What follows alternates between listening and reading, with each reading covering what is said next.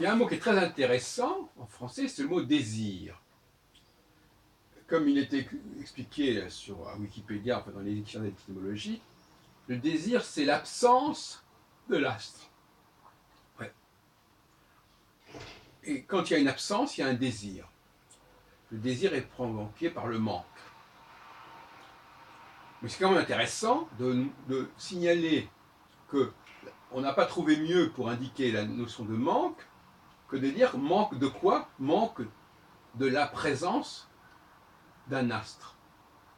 C'est pas l'absence du ciel, non, c'est un certain astre qui fait défaut.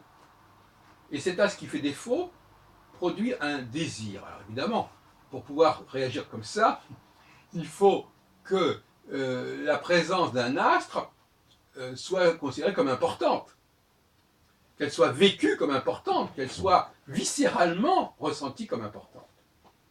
Voyez-vous, donc le simple mot désir, desiderium, donc dans désir, il y a l'abréviation de sidus, qui veut dire l'astre.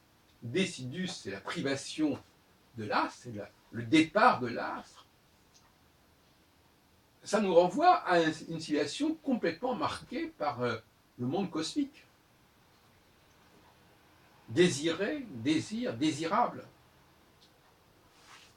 Alors comment peut-on transposer ça sur le plan astrologique?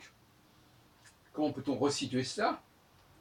Bon, il est clair que par exemple,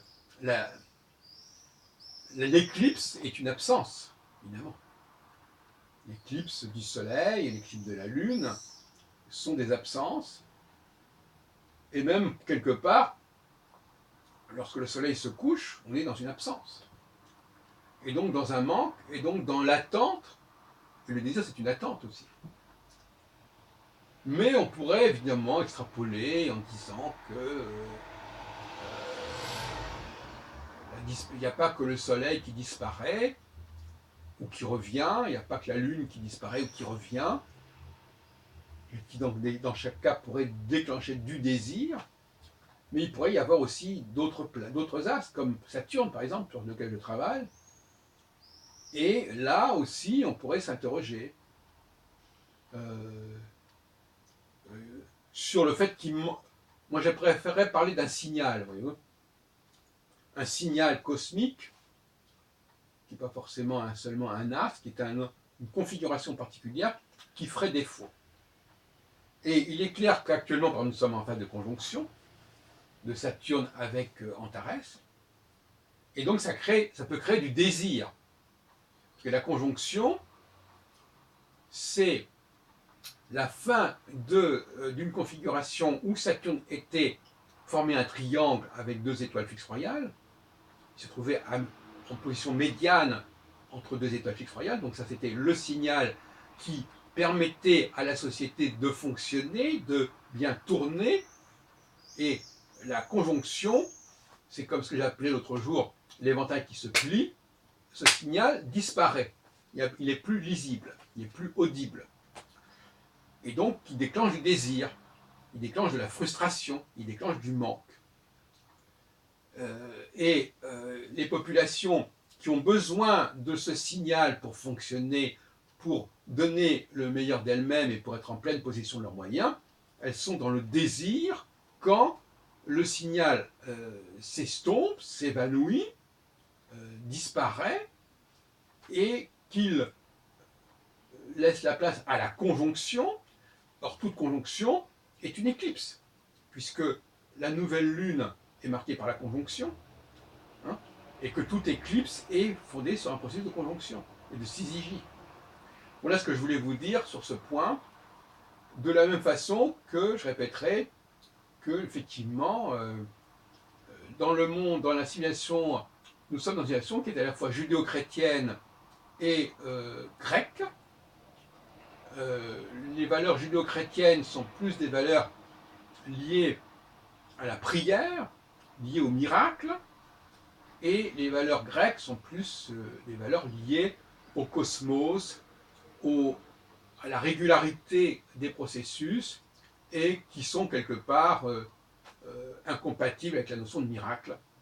Ce qui a fait que certains commentateurs juifs, notamment, se sont demandé comment on pouvait concilier un Dieu qui serait à la fois le créateur du cosmos et d'un ordre imperturbable, et qui serait quelqu'un qui interviendrait dans les affaires des hommes. Et en fin de compte, moi ma réponse est très simple, ce sont deux idées complètement différentes de la divinité, et le syncrétisme ici, il vole en éclats, parce que en effet, ça ne fonctionne pas de la même façon. Certains théologiens, comme Maïmonide, au XIIe siècle, XIIIe siècle, ont essayé de rendre les choses compatibles, mais qu'on le veuille ou non, le Dieu qui a ouvert la mer Rouge pour que les Juifs puissent quitter l'Égypte et donc l'Afrique, ce n'est pas le même Dieu, ce n'est pas la même idée de Dieu que le Dieu du premier livre de la création qui crée le ciel et la terre et les luminaires. On ne parle pas des planètes d'ailleurs dans ce texte.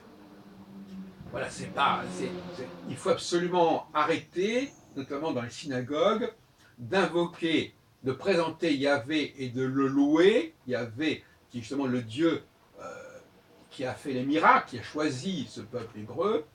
Il faut arrêter de le présenter comme celui qui est également l'auteur ce n'est pas lui qui est l'architecte de l'univers. Ce sont deux dieux différents qu'on a assimilés, qu'on a intégrés, qu'on présente sous le même nom Dieu, tout comme le mot ciel n'a pas le même sens quand on parle du ciel des Grecs, qui est le ciel astronomique, et le ciel des Hébreux, qui est un autre ciel plus spirituel.